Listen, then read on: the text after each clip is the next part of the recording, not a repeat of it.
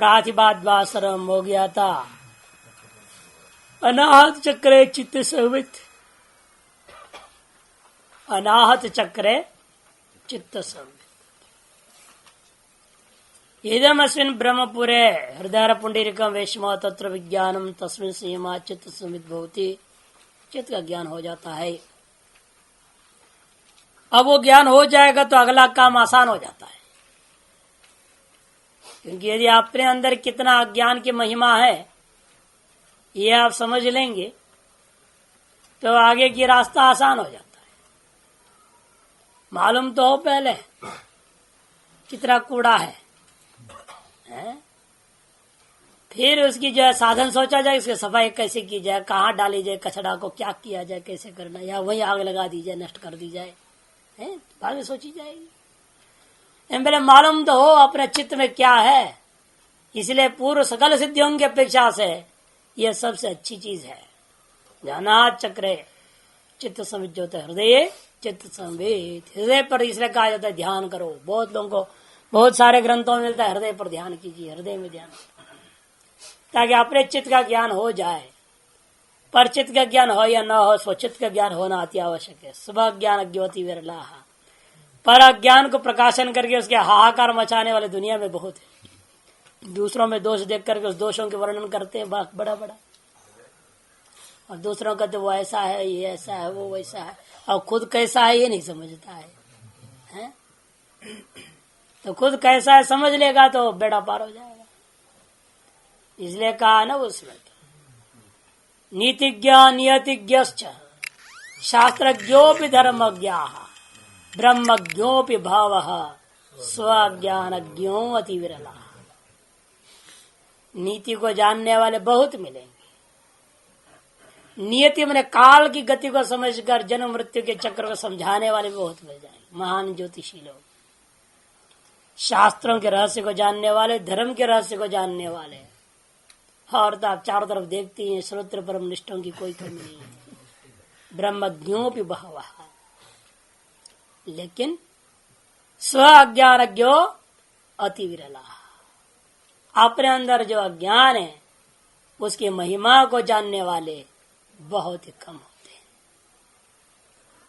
और उस अज्ञान और अज्ञान की महिमा को जानने के तरीका बता रहे हैं हृदय चित्त संवित। और अपने उसको जान लेने पर क्या लाभ होगा, आगे आप क्या कर सकोगे, उसको अगले सूत्र बता रहे हैं। तब समझ में आता है ये चिज्जड़ ग्रंथि क्या चीज है। उसको तोड़ने के रास्ता तब निकल जाता है। कहते सत्य पुरुष और अत्यंत असंकीर्णयो प्रत्यय अविशेषो भोग परार्थ प्राप्त स्वार्थ संयमात पुरुष ज्ञानम कह दिया। स्वार्थ संयमात पुरुष ज्ञानम। सत्य और पुरुष ये दोनों वास्तव में कैसे हैं? अत्यंत असंकीर्ण है। बिल्कुल कोई संबंध नहीं, चित्त और जड़ का संबंध हो ही नहीं सकता है। लेकिन आपको ज्ञान कैसे हो रहा है? प्रत्यय अविशेष है, एक हुए के समान प्रतीत हो रहा है। शरीर का अहम करके पकड़ के चलते हैं, शरीर को छोड़ के अहम को जानने वाला कोई नहीं मिलता। तुम कौन हो? हम देवदत्ता, सीधे आएगा खट से। हम ब्रह्मास्मि नहीं आएगा।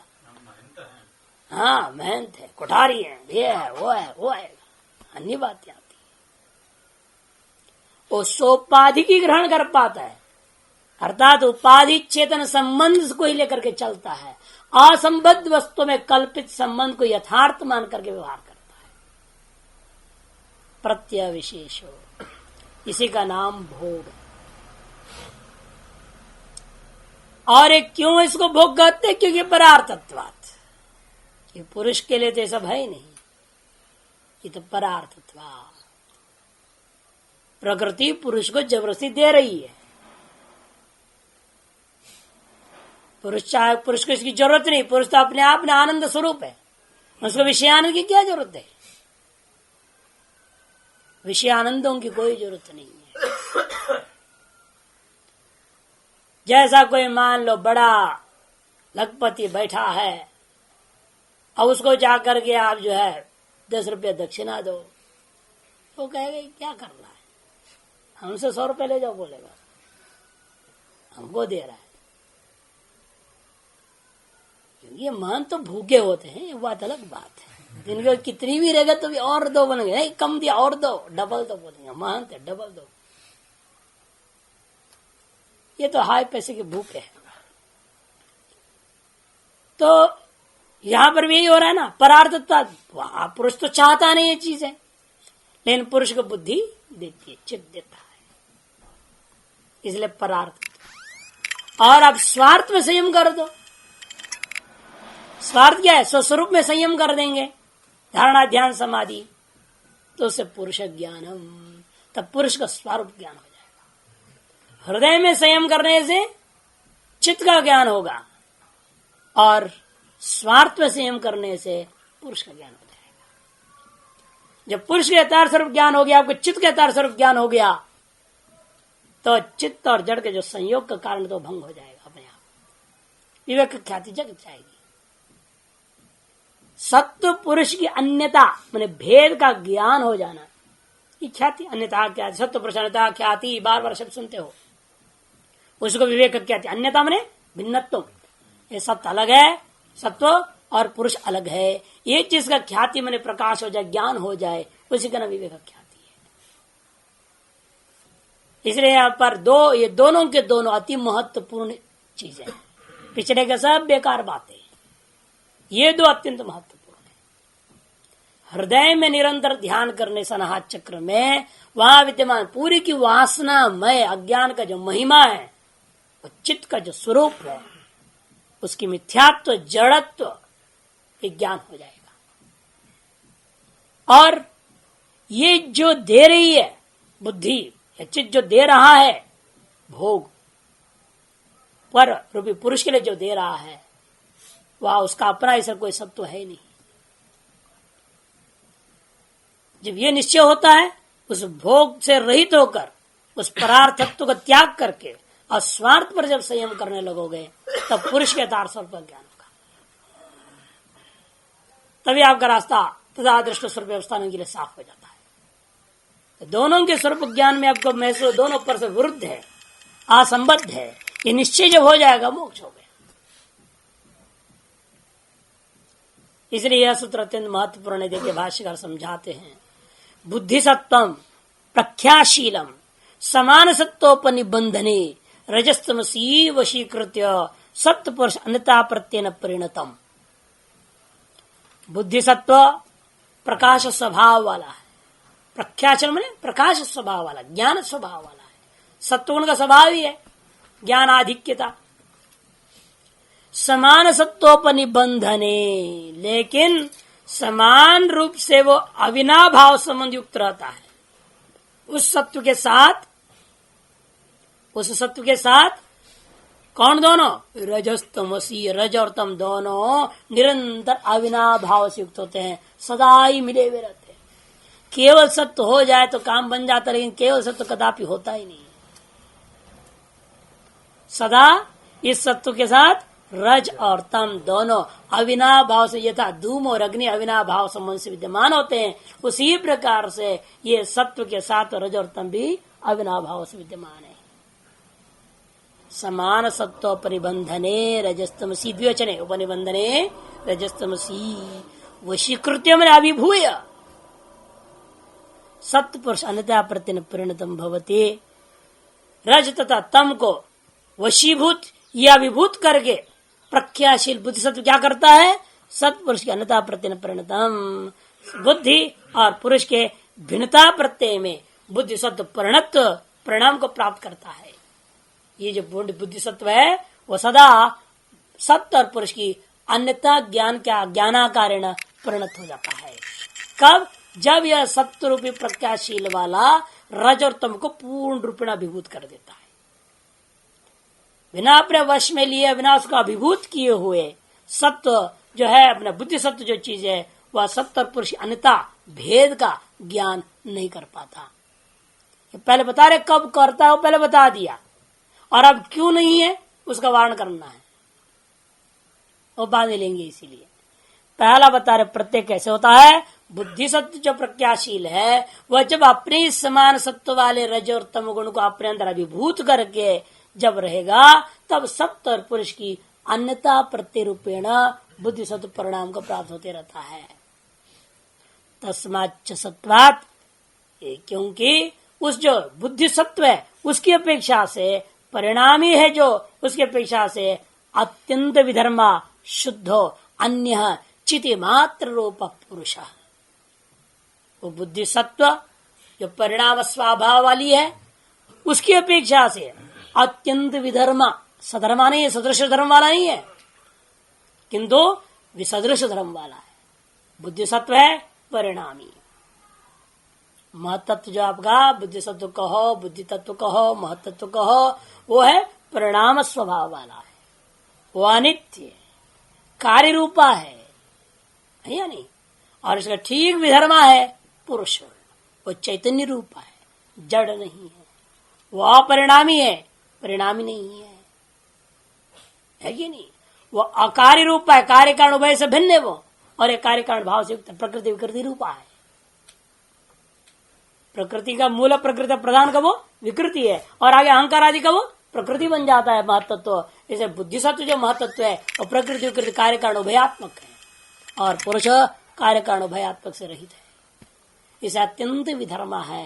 इसके अत्यंत विधर्मा शुद्ध अन्य, वह शुद्ध है, वह बुद्धि सत्व से भिन्न है, वह चिति मात्र स्वरूप वाला है जो पुरुष है। इस प्रकार अत्यंत दोनों विसदृश वस्तु है, विधर्म वस्तु है, परस्पर अत्यंत विरुद्ध है, फिर भी तयोर अत्यंत असंकीर्णयोः प्रत्यय अविशेषो भोगः। यदि वे दोनों सदा ही अलग ही रहते हैं और भ्रांति से हम उसको इकट्ठा ग्रहण कर दे रहे हैं। सत्यानृदे मिथुनीकृत्य जो भाष्यकार ने ब्रह्मसूत्र के भाष्य के संबंध भाष्य वर्णन किया, ये सत्य और अनृत क्या हो गया है, मिथुनी भाव को प्राप्त हो गया, एक ही भूत हो गया है। जैसे रस्सी होता है उसके अनेक धागे को आप पूरो देते हैं, ऐसा बना देते हैं कि वो अलग अलग नहीं हो पाते, ये इकट्ठा ऐसा मजबूत हो जाते हैं। रस्सी से किसी चीज को बांध लो, उनके अवयवों से बांधोगे तो टिकेगा नहीं। उसी तरह आपके अंदर भी है सत्यानृत मिथुनी भाव रस्सी के समान मजबूत हो गया है। इस वही को अलग करना है अभी। तो कहते हैं इसलिए क्या करना चाहिए, तो वो जो है ना तयोर अत्यंत असंकीर्ण यो तयो अत्यंत असंकीर्ण असंबद्ध है, कोई संबंध हो नहीं सकता है। लेकिन ऐसों का आपको क्या हो गया है, प्रत्यय विशेषो, वो उसके मिला करके आपको एक सामान्य ज्ञान हो गया और बोलने लगे ये तार चिज्जड़ स्वभाव वाला मैं हूं। अपने शरीर के मरने को अपने को मरने व्यवहार हो गया, सारा झंझट आ गया, खड़ा हो गया। वही पुरुषस्य भोगः, क्यों, दर्शित विषय था। क्योंकि इसी अवस्था में सकल विषयों का यह पुरुष अनुभव कर पाता है। सभोग प्रत्यय सत्वस्य, वास्तव में भोग प्रत्यय कहाँ है, पुरुष में तो होता नहीं, सत्व के अंदर ही है। और किस लिए, वो पुरुष के लिए है। परार्थत्वात् दृश्य, पर के लिए होने के नाते वो दृश्य है।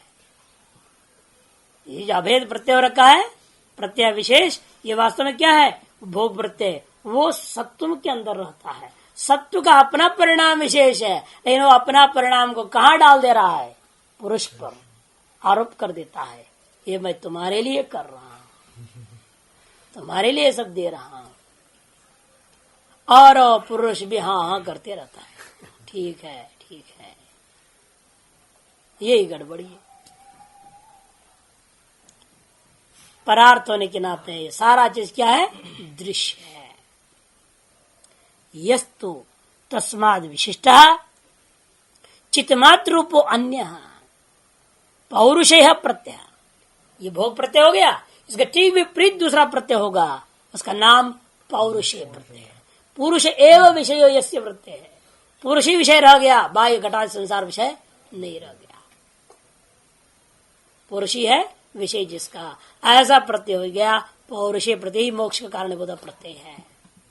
यस्तु तस्माद विशिष्ट, जो के भोग से पृथक, विशिष्ट या तात्पर्य पृथक है, चित्मात्र रूप है, वो दूसरा प्रत्यय है। वो कैसा प्रत्यय है? वो पुरुष संबंधी प्रत्यय है, पौरुषेय प्रत्यय। तत्र संयमात्, उसमें संयम करना। भोग प्रत्ययों में संयम नहीं करना, किंतु पौरुषेय प्रत्यय में संयम करना है। पुरुष विषय प्रज्ञा जायते, तब पुरुष विषय का प्रज्ञा उत्पन्न हो जाएगी। न जब पुरुष प्रत्यय बुद्धिसत्व आत्मना पुरुषो दृश्यते, उल्टा कभी होता नहीं। पुरुष प्रत्यय के द्वारा बुद्धिसत्व रूप से पुरुष दिखाई देता, ऐसी बात नहीं। यादृशी प्रत्यय होगा, उस प्रत्यय का विषय भी वैसे ही होगा ना। आप जब पट रूपेण घट को देख लोगे, घट रूपेण पट को देखो, ऐसा होगा क्या? अन्य रूपेण अन्य का ग्रहण होना भ्रांति है। वो पुरुष प्रत्यय है तो उसका विषय भी क्या होगा? पुरुष ही होगा, बुद्धि सत्व नहीं हो सकता। भोग प्रत्यय है तो उसका विषय भोग ही होगा, बुद्धि ही होगी, बुद्धि सत्व ही हो सकता है, वहां पुरुष विषय नहीं हो सकता। इसे भोग प्रत्यय का विषय सदा बुद्धि और बुद्धि के परिणाम होता है, और पुरुष प्रत्यय पौरुषेय प्रत्यय का विषय सदा पुरुष ही होगा, दूसरा नहीं होता। तारस पुरुष प्रत्यय कदाचित होते रहता है, कभी कभी हो जाता है, कभी कभी हो जाता है ना। मैं ये शरीर नहीं हूँ, मैं ये मन नहीं हूँ, मैं ये बुद्धि नहीं हूँ, मैं इंद्रियां नहीं हूँ, इन सब से विरक्त होकर बैठ जाते हो कभी कभी। बस उस प्रत्यय को कहते पौरुषेय प्रत्यय। इन सब से अलग होकर के बैठ जाओ, उसी पर संयम कर दे। फिर मैं क्या हूं? जो बुद्धि नहीं, मन नहीं, अहंकार नहीं, इंद्रियां नहीं, शरीर नहीं, न सुख शरीर हूं, न मैं जो है कारण शरीर हूं, न मैं स्थूल शरीर हूं, इन सब से अलग रूप का जो मेरा अपना स्वरूप है, उसको चिंतन करते कभी कभी इससे परेशान होकर के विरक्त होकर जब बैठते हो, जब उसका समय जो आदर्श प्रत्यय हुआ करता है, तो आदर्श प्रत्यय को ध्यान में लाना है, उसी पर संयम कर देना है। तब उस संयम को जब होगा तो उससे पुरुष की प्रज्ञा उत्पन्न होती है। चित्या जड़ प्रकाशते है, क्यों ऐसा करे? पुरुष प्रत्यय न बुद्धि सत्वात्मन पुरुषो न दृश्यते। पुरुष प्रत्यय के द्वारा बुद्धि सत्व से विशिष्ट पुरुष अनुभव में नहीं आएगा, क्योंकि चित्त के द्वारा जड़ को प्रकाशित किया जाता है, न कि जड़ के द्वारा चित्त का प्रकाश होगा। चित्या जड़ प्रकाशते न तो जड़े न चिति प्रकाशते। जब पौरुषेय प्रत्यय के प्रकाशन जो होगा वह पुरुष का ही प्रकाशन हो सकता है, और वह पुरुष के प्रकाशन के द्वारा जड़ का भोग में काल में प्रकाशन बड़े होता है। लेकिन बुद्धि रूपा सत्व पुरुषाकार वृत्ति करते हुए अपना बुद्धि सत्व के जड़ांश को प्रकाशित करे, ऐसा नहीं हो सकता। जैसे दर्पण जो सूर्य का प्रकाश का प्रतिफलन कर रहा हो, है कि नहीं, उससे जब प्रतिफलन होता है बाहर की तरफ, तब आपको दर्पण का अपना अनुभव भी होगा कि मैं प्रकाश यहां से वहां कर दे रहा हूं, है या नहीं? यहां से वहां कर दे रहा हूं प्रकाश को, ऐसा उसको भान रहेगा।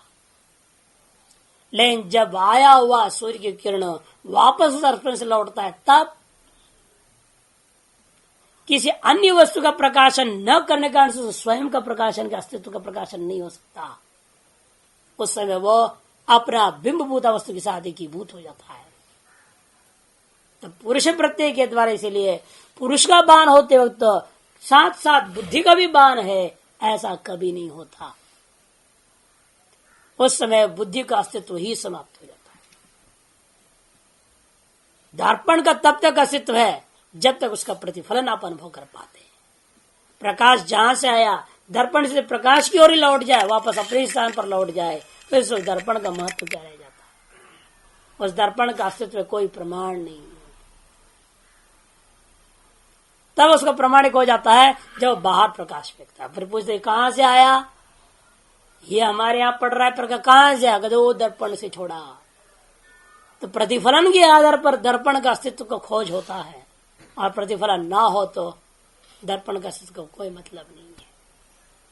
तद्वत यहां पर भी पौरुषेय प्रत्येक काल में बुद्धि सत्व का जो परिणाम हो रहा है वो पुरुषाकार में हो जाने के कारण से वह प्रतिफलन का अभाव है, विषयाकार प्रतिफलन का अभाव है। इसलिए वेदांत मत में कहा जाता है मोक्ष काल में वृत्ति व्याप्ति होती है, फल व्याप्ति नहीं होती। उसको दूसरे शब्दों में अपनी योगिक भाषा में बोल रहे हैं, पुरुष प्रत्यय के द्वारा बुद्धि सत्व रूपेण पुरुष का प्रकाशन कभी नहीं होगा, अर्थात बुद्धि सत्व विशिष्ट पुरुष ऐसा कभी प्रकाशन नहीं होगा। पुरुष एव प्रत्यम स्वात्मावलंबनम पश्यति, पुरुष जो है स्वयं अपने आप को विषय करता हुआ स्वयं प्रकाशित होते रहता है, अन्य कोई साधन की अपेक्षा उसकी नहीं होती। इसे नारद जी ने पूछा, ये पुरुष का अनुभव में कैसा होगा, भूमा कहाँ रहता है, कस्मिन प्रतिष्ठितम, तो सनत कुमार जी कहते स्वे महिमा, उस अवस्था में वो तो अपनी ही महिमा में रहता है। अब कहाँ है, घटपट आदि के साथ जुड़ा हुआ है, शरीर के माध्यम से संसार से जुड़ा हुआ है पुरुष, यह भूमा, यह आत्मा, यह ब्रह्म। लेकिन जो उपाधियों से रहित हो जाता है तब ये पुरुष कहाँ रहता है, कैसे प्रतिष्ठित रहता है, तब कहते स्व महिमा में प्रतिष्ठित रहता है। उसके यहाँ पर कहते हैं उसे पुरुष जो है प्रत्यम स्वात्मावलंबनम पश्यति, स्व को ही विषय करता हुआ पुरुष अपने आप का अनुभव करता है। तो तह युक्तम, इसलिए कहा कि उसको जानने के लिए कोई और साधन की अपेक्षा नहीं। विज्ञातरम मरे केन विजानियाति थी, उस विज्ञाता को आप अन्य बाह्य किस साधन से जान सकते हो, अर्थात न बुद्धि से जान सकते हो न किसी से जान सकते हो। एक तरह श्रुति एक कार्य, दूसरा ये भी कहते हैं मन सही अनुपलब्धव्यम, वहां तात्पर्य यही है शुद्ध अंतःकरण की अपेक्षा है। जैसे दर्पण इधर उधर टेढ़ा मेढ़ा है तो प्रकाश प्रतिफलन होते ही रहेगा, उस दर्पण को पुरुषाभिमुख होना जरूरी है, सूर्याभिमुख होना जरूरी है। यदि प्रतिफलन रहित होना है तो प्रतिफलन रहित होने के लिए दर्पण को क्या करना पड़ता है, अपना सूर्याभिमुख बिंबाभिमुख होना पड़ता है। तद्वत बुद्धि को भी यदि विषयादि से परिशिष्ट होकर के परिच्छिन्न होकर अनुभव जो होता है उससे रहित होना चाहता है तो उस बुद्धि को केवल पुरुषाकार परिणाम होना पड़ता है। जब पुरुषाकार वृत्तियां परिणाम होते रहते हैं तब वहां कोई विशिष्ट अन्य वस्तु का प्रकाशन नहीं होता, कि उस समय जो प्रकाशन हो रहा है वृत्तियों के माध्यम जो माना जाता है वह भी केवल पुरुष का अपना ही महिमा का अनुभव में होता है। इसे विज्ञात मरे केन विजानियात, ये इसमें प्रमाण है। इससे क्या लाभ होगा, आत्मा अनात्माकारम स्वभावतो अवसितम सदा चित्तम, आत्मनात्म उभयाकार ही स्वभावत आपका चित्त सदा अवस्थित रहता है। वेदांति विषय कहता है कि सदा कैसे होता है चित्त, आत्मनात्म उभयाकारेण युक्त होकर के अवस्थित रहता है सदा चित्त। और उसको विभाजन को समझना ही पौरुषेय प्रत्यय है। ये तो तब होगा पहले आप चित्त का भोग प्रत्यय का प्रकाशन कर लें, हृदय चित्त संवित, उसके अनुभव के बिना इसका में आप प्रवेश कर सकते, प्रयास करोगे तो विफल ही रहेंगे, असंभव है। क्योंकि जिस उपाधि से हमें अलग करना चाह रहे हैं पहले उस उपाधि का ज्ञान जरूरी है, जिसको अलग करने के बाद जो अवशेष रह जाता है उसको पहले आप नहीं पकड़ पाएंगे। अवशेष जो रहने वाला वस्तु है उसको तब तक नहीं पकड़ सकते हैं, उस अवशेष रहने वाला अपरिच्छिन्न वस्तु परिच्छेदक का जो होता है, परिच्छिन्न करने वाला जो उपाधि है उसको पहचाने बिना। इसे मुख्य है पहला हमें चित्त संवित का, बाद में है पुरुष प्रत्यय का। अब ये दोनों होने से क्या होगा, यदि आपने अपने पुरुष स्वरूप तथा दृष्ट स्वरूप अवस्थान की अनुभूति नहीं हुई, केवल पौरुष प्रत्यय कर आप चुप हो गए तो फिर सिद्धियां मिलेंगे, फिर फंसेगा वो आदमी। यह भी ज्ञान सिद्धियों देने वाला है। अभी भी इसे पौरुष प्रत्यय से जो पुरुषानुभूति हो रहा है यह भी अपरोक्षानुभूति नहीं है। इसे ततः प्रातिभ श्रावण वेदना दर्श आस्वाद वार्ता जायन्ते, ततः तादृश पुरुष ख्याति और चित्त ख्यातियों के कारण से होने वाली सिद्धियों का वर्णन कर रहे हैं। तब क्या होता है, प्रातिभ श्रावण होगा। यदास्य योगिनः मन दिव्य ज्ञान ग्राहकम भवति, तब उसका प्रातिभ हो जाता है। जब ये योगी का मन दिव्य ज्ञानों को ग्रहण करने वाला है, तदा तब उसके मन का एक संज्ञा पड़ गया, प्रातिभम मन। दिव्य ज्ञान को भी ग्रहण करने की जो क्षमता मन में आ जाता है पूर्वोक्त पौरुषे प्रत्यपर संयम करने से, हृदय चक्र संयम से जो चित्त समित ज्ञान हुआ, और जो आपने पौरुषे प्रत्यपर संयम कर जो पौरुषे विज्ञान हुआ, इन दोनों ज्ञानों के कारण से सबसे पहले आपके अंदर जो सिद्धि प्राप्त होती वो है प्रातिभत्व। अर्थात मन में समस्त प्रकार का दिव्य ज्ञानों को प्राप्त करने की क्षमता आ जाता है। संकल्प मात्र से दिव्य तत्वों का विज्ञान प्राप्त हो जाएगा। और दूसरे नंबर में कहते श्रावण, इसी प्रकार दिव्य शब्दों को सुनने की क्षमता पड़ेगी। पहले आया था श्रोतेंद्र का सामर्थ्य, वो तो केवल सूक्ष्म शब्दों को जानना, या सूक्ष्म से भी अतिरिक्त जो दिव्य शब्द है उसको भी सुन सकते हैं, वो सामर्थ्य प्राप्त होता है। श्रावण सर्वेदन, बुद्धि के द्वारा जानना, आदर्श विशेष रूप में देखना, आस्वादन जो है चाट जो दिव्य रसों का आस्वादन प्राप्त करना, दिव्य वस्तुओं का उसका वार्ता चिंतन करना, कथन करना इत्यादि प्राप्त हो जाता है। अथवा वार्ता आता मैंने गंध, दिव्य गंध को ग्रहण करना, उत्तरोत्तर श्रेष्ठता लानी है।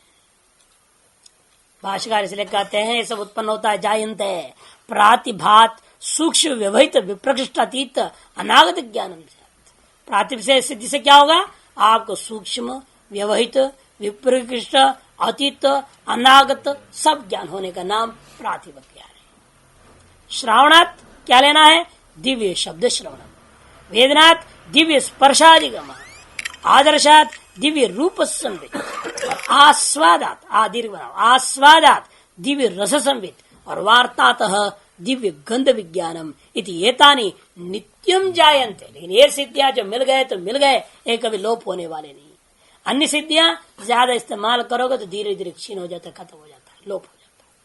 ये ऐसा सिद्धि जो मिलने वाला है ये कभी घटता नहीं है, ये नित्य रहने वाली सिद्धियां हैं। यानी सारी सिद्धियों के बारे में अगला सूत्र में सब पानी फेर देंगे। ते समाधावुपसर्गा व्युत्थाने सिद्धयः, ते ये सारी सिद्धियां जो शुरू से अभी तक वर्णन हुए हैं समाधि में विघ्न है। ये समाधौ उपसर्गा मन विघ्ना, यद्यपि व्युत्थाने सिद्धया, व्युत्थान चित्त वालों में तो व्युत्थान काल में ये सारी सिद्धियां होती है, लेकिन समाधि का दृष्टिकोण से ये सब के सब विघ्न रूप ही है। इसलिए इनके लालच में पड़ना नहीं चाहिए। संकेत कर रहे हैं यदि समाधि चाहते हो तो इनसे दूर रहना चाहिए। बड़े-बड़े विघ्नों को कैसे पार किया जाएगा? हाँ, आसान है वैराग्य से, लेकिन वैराग्य आसान नहीं हो एक अलग बात है। इसका साधन आसान है, उस साधन को अपनाना बड़ा कठिन है ना। जैसे मिलते तो क्या नहीं मिलते हैं, दुनिया भर दुकानें लगे हुए हैं, गाड़ियां खड़ी हैं, जो चाहे सो खरीद लो। कहना बड़ा आसान होता है, जेब में होना चाहिए ना। तो उसी प्रकार से अभी अपनाना कठिन है, साधन तो आसान है। शास्त्रकार ने बता दिया अभ्यास वैराग्याभ्यंत निरोध,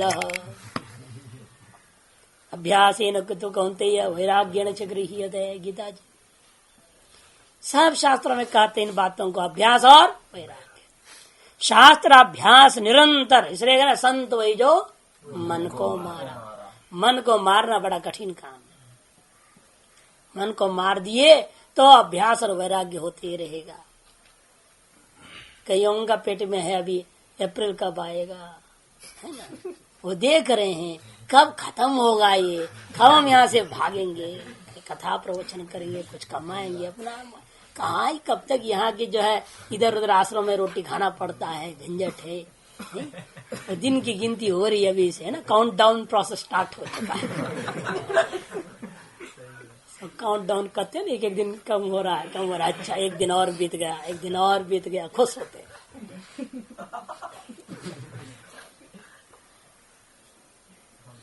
बड़ा मुश्किल इसलिए ना 1 2 3 4 मत करो समय बेकार। हाँ, 1 2 3 4 मत करो समय बेकार। 5 6 7 8 नित्य करो गीता पाठ। 9 10 11 12 संत वही जो मन को मारा। 13 14 15 16 मुख से बोलो बम बम भोला। 17 18 19 20 घट घट में देखो जगदीश। ये सामर्थ्य जिस दिन आ जाएगा 1 से 20 की, तो सारा 20 जन्मों की पार हो जाएगा। मेन चीज इनको ध्यान रखने का है। इसी का अभ्यास करेंगे तो कोई दिक्कत नहीं है। इतना संशय आत्मा रहता है कि पकड़ ही नहीं पाते कोई साधन को। हाँ, यही तो है ना, इसलिए तो कह रहे हैं कि ये सब करो, चुपचाप करते जाओ। संशय आत्मा को बगल में रख दो, जो बोलो तुम विनाश हो जाओगे। संशय आत्मा विनश्यति, तुम विनाश हो जाओगे, मैं अविनाशी हूं, चल बाहर तू यहां से। तो बार बार मन में आता है गेट आउट। मन में आएगा उसको उपेक्षा कर दो। वासनाएं जगती है, इच्छाएं जगती हैं, मांग होता है, और मांग को भरना नहीं है ना। मांग भरोगे तो गड़बड़ होगा। हाँ, मांग भरना खराब है ना। मांग भर लिया तो शादी हो गया, मांग भरना नहीं। उससे अलग रहने के लिए तो ब्रह्मचारी हो गए हो तो फिर सोचना ही क्या है। मांग भरने का स्वप्न भी नहीं देखना है ना। इसलिए कहते हैं ते समाधौ उपसर्गा व्युत्थाने सिद्धया ते प्रातिभादय समाहित चित्त से उत्पद्यमाना उपसर्गा। ये प्रातिभाद जो नित्य समाधियां हैं, सिद्धियां हैं, ये भी समाहित चित्त के अंदर उत्पन्न होने वाले ये वास्तव में उपसर्ग हैं। तद दर्शन प्रत्यनीकत्वात्, कि उस पुरुष के दर्शन अपने स्वरूप की अनुभूति के प्रति वह सब के सब बाधक है। वित्तित चित्त से उत्पद्यमाना, और वित्तित चित्त के अंदर उत्पन्न होता हुआ तो ये सारे के सारे सिद्धियां हैं, समझो। इसलिए योग वासिष्ठ के 2-3 श्लोक बड़ा सुंदर है इस विषय में। वो कहते हैं देखो, द्रव्य मंत्र क्रिया काल शक्ति साधु सिद्धिदा परमात्म पद प्राप्त नोपकुर्वन्ते काश्चन। कहते द्रव्य मंत्र क्रिया काल और शक्ति, ये सारी चीजें सिद्धिदाह सिद्धि प्रदान करने वाले हैं। लेकिन परमात्म पद प्राप्त अपना स्वरूप प्राप्ति में नोपकुर्वन्ति काश्चन, उनमें से एक भी उपकार करने वाले नहीं है। ये सब बाधक बनते। फिर क्या करें? सर्वेच्छा लाभ संशांतौ आत्मलाभोदयो हि यः स कथम सिद्धिवांछायाम मग्न चित्ते लभ्यते। सिद्धियों को चाहने वाला चित्त में कभी मोक्ष की अभिलाषा उठ नहीं सकती है, वह उसे कभी प्राप्त नहीं कर सकता। सिद्धिवांछायाम मग्न चित्ते, सिद्धियों को प्राप्त करने में ही डूबा हुआ जिसका चित्त होता है, उस चित्त में स कथम लभ्यते, वो कैसे लाभ हो सकता है मोक्ष नाम की चिड़िया? कभी नहीं हो सकता। फिर कब प्राप्त होगा? सर्वेच्छा संशांत, सब विषय की इच्छा का सम्यक प्रकार से शमन हो जाने पर आत्मलाभोदयो ही, निश्चित रूपेण वहां आत्मलाभ का उदय होगा ही। इसलिए कहा संत वही जो मन। जब तक इन इच्छाओं को नहीं मारेंगे, उगती हुई इच्छाओं को दबाएंगे नहीं, उसके अनुसरण करते रहोगे, तब तक ये सारी बातें असंभव ही लगता है। यद्यपि असंभव नहीं है, बल्कि ये तो सदा प्राप्त है। अप्राप्ति की इच्छा जगती है और उसको प्राप्त करने के लिए आप भागते हो, प्रयास करते हो, और प्राप्ति के लिए कुछ करना पड़ेगा।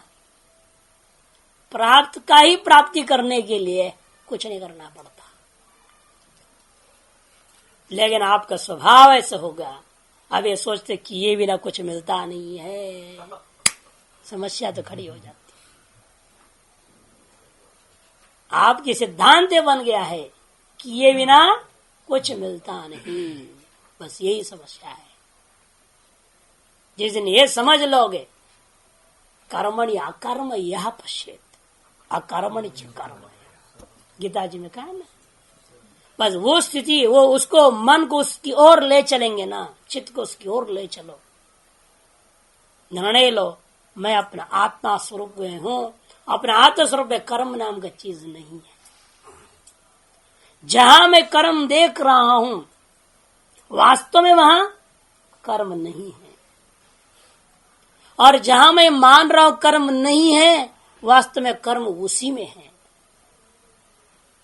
आप समझ रहे, मैं कर्म करने वाला हूं और आत्मा में कर्म को देख रहे हो, वास्तव में आत्मा में कर्म नहीं है। और कहते शरीर क्या करेगा, तो जड़ है, ये तो कुछ कर नहीं सकता, इसमें कर्म नहीं है, वास्तव में इसी में कर्म है। कर्म मन में है, बुद्धि में है, अहंकार में, शरीर में है, जड़ में ही क्रिया होती है, जड़ में कर्म होता है।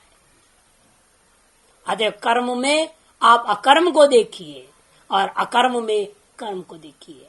अतः जहां आप कर्म को देख रहे हो, कहां देख रहे हो, अपनी आत्मा में, अपने अंदर कर्तृत्व भक्तृत्व को देख रहे हो, उस कर्म में अर्थात अपनी आत्मा में जहां तुम कर्म देख रहे हो, वहां पर अकर्म यह पश्येत। वहां जो व्यक्ति अकर्मत्व का अनुभव कर लेता है, उस भाव में स्थिर हो जाता है, निश्चित रूपेण वह अकर्मणि, अकर्म जहां तुम देख रहे हो, इस शरीर आदियों में तुम्हें कर्म दिखाई देने लगता है, तो अपने आप विभाजन स्थित हो जाता है। फिर शरीर आदि में होता हुआ कर्म के प्रति आप आसक्त होंगे ही नहीं। अब आप आसक्त क्यों होते कर्मों में, क्योंकि आप समझ रहे मैं करने वाला हूं, अपने में तुम कर्म मान रहे हो, इसलिए अपने कर्मों के प्रति आपको आसक्ति हो गया है।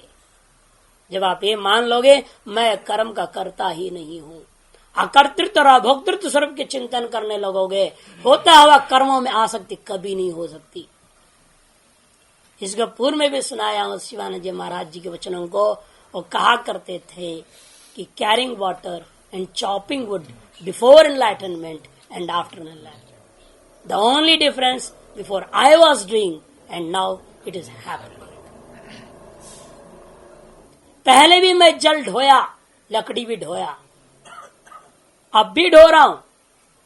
आत्म साक्षात्कार से पहले भी मैं यही काम करता था, आत्म साक्षात्कार के बाद ये काम हो रहा है। इन दोनों में अंतर है, पहले मैं करता था और अब केवल हो रहा है, कर्तृत्व रहित हो गया। इसी को उन्होंने कहा है उस श्लोक में, उसी को यहां भी कहते हैं, बस सर्व इच्छा शांति हो जाए तो ये बात सिद्ध हो जाएगा। जैसे मन जो चाहेगा उसका विरुद्ध में चलना पड़ेगा, उसको मना करना पड़ेगा।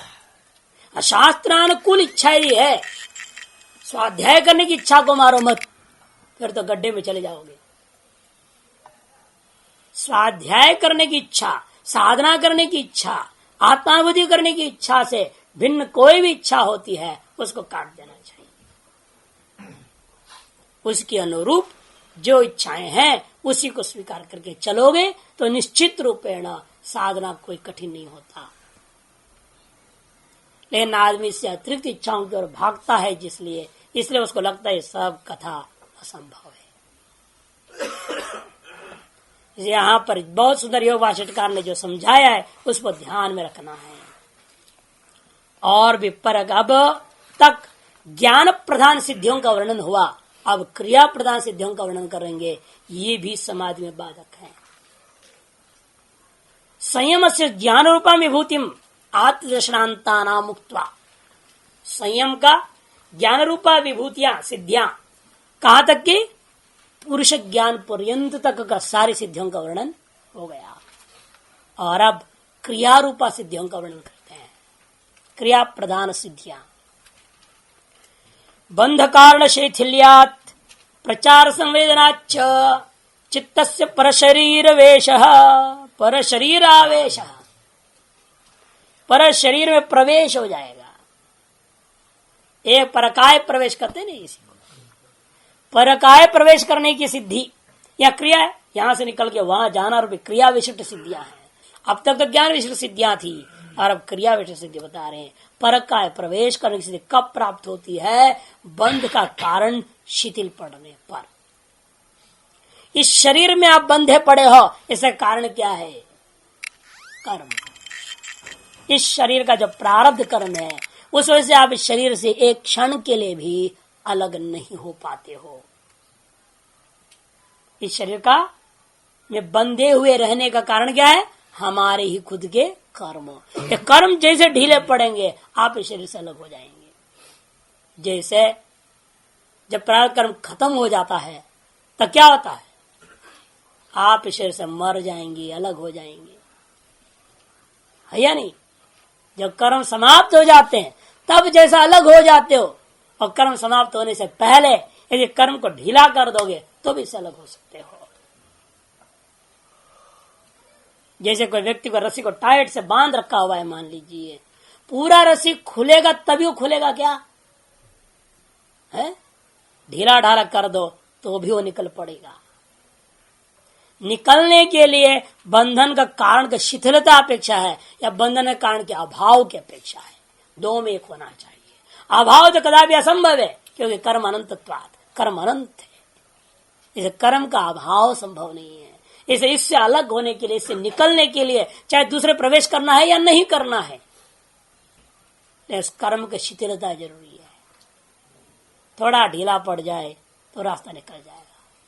जैसे जो चोर को ले जाता है ना पुलिस, ट्रेन में या कार में, किसमें भी ले जा रहा हो, और लिए पकड़ा हुआ रहता है ना, उसको चेन को पकड़े टाइट रहता है वो। अलेन मान लो बढ़िया भात उत खा करके बैठा है पुलिस ऑफिसर, वहीं सो जाएगा, वो ढीला पड़ेगा कि नहीं पड़ेगा? जहां पड़ेगा तो क्या होगा? बेड़ी से तो भाग जाएगा। ढीला पड़ने की देरी वही वो देखते रहता है, कभी सो जाए, कभी चाय पानी पीने लग जाए, कुछ करने लग जाए, हम खिसके यहां। जैसे चोर अपने बंधन के कारण से खिसकने के लिए सदा सतर्क रहता है, कोई अवसर, कोई मौका को चूकता नहीं, वैसे आपको होना है। लेकिन चोर नहीं बनना है, चोर जैसे सतर्क रहना है, कोई अवसर को चुकने नहीं देना, मौका मिला नहीं तुरंत कुठाराघात कर डालो इसमें, तभी जाके सफलता होगी। इसलिए कहते कि देखो, बंध कारण शैथिल्यात् सर्वत्र व्याप्तिशील से चित्तस्य स्वशरीर मात्र संकोच स्थिति बंध। यदि चित्त क्या है? महतत्व, व्यापक तत्व है। बुद्धि तत्व है, बहुत व्यापक तत्व है, प्रथम कार्य है ना प्रधान का। और संकोच जो हुआ है भूतों से, भूत भौतिक सृष्टि क्या है? अत्यंत संकोच होते गया, और बुद्धि तत्व जो पहला पैदा हुआ तो व्यापक तत्व है। लेकिन सर्वव्यापक जो बुद्धि तत्व है वो शरीर में कैसे संकुचित हो गया? स्वशरीर मात्र में संकोचित हो रहा है। ये संकोच की स्थिति का नाम कोई बंधन कर दिया। ये संकोचित स्थिति जो हम अनुभव कर रहे हैं, संकुचित जो स्थिति का हम अनुभव कर रहे हैं, इसी स्थिति को हम क्या कहते हैं? बंधन। एक व्यापक वस्तु का संकुचित अनुभव को बंधन कहते हैं। एतादृश अनुभव, एतादृश बंधन का कारण क्या है?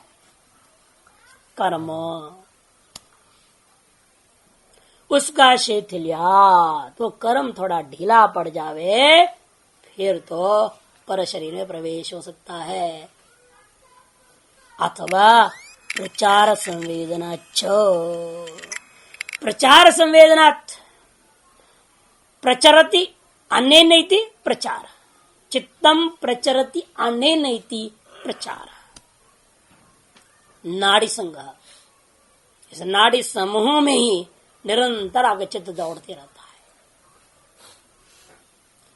उस नाड़ी संघ में घूमता हुआ इस प्रचार का संवेदन हो जाए, सम्यक ज्ञान हो जाए, आप इस चित्त के प्रचार को रोक सकते हैं। जो यह चित्त, ये बुद्धि तत्व, महतत्व, आपका जो बुद्धि है, इतनी ही नाड़ी जाल में, जो आपके अपने शरीर पर नाड़ी जाल में ही जो भ्रमण कर रहा है, वह समझ में आ जाते तो आप उससे अलग कर सकते, बुद्धि को कह सकते हैं तुम भाई आप इस शरीर के नाड़ी जाल में मत घूमो, अब चलो यहां से उस शरीर का नाड़ी जाल में घुसो, वहां करो काम, तो वहां करेगा।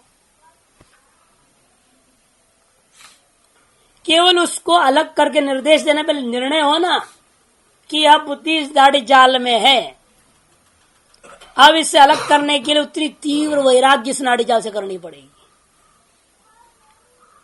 इसमें जो ममत्व भरा पड़ा है, मेरा शरीर, इसको जब तक तोड़ोगे नहीं ये सब शरीर मेरा ही नहीं होएगा। जिस दूसरे शरीर में आपको जाना चाह रहे हैं उस दूसरे शरीर को मेरा पकड़ना पड़ेगा और इस वर्तमान शरीर को मेरा नहीं है निश्चय कर लेना पड़ेगा, तब झटित बुद्धि यहां से वह घुस जाएगी। जिसमें अभिमान करते उसमें चली जाएगी। इसका प्रमाण क्या है पूछोगे, अरे तुम जो स्वप्न देख रहे हो क्या हो रहा है, वहां स्वप्न में क्या हो रहा है? आप एक शरीर बना लेते हो और उसमें घुस जाते हो, उसको छोड़ देते हो, उसको मेरा पकड़ लिया आपने और स्वप्न में अपना राज कर रहे हैं।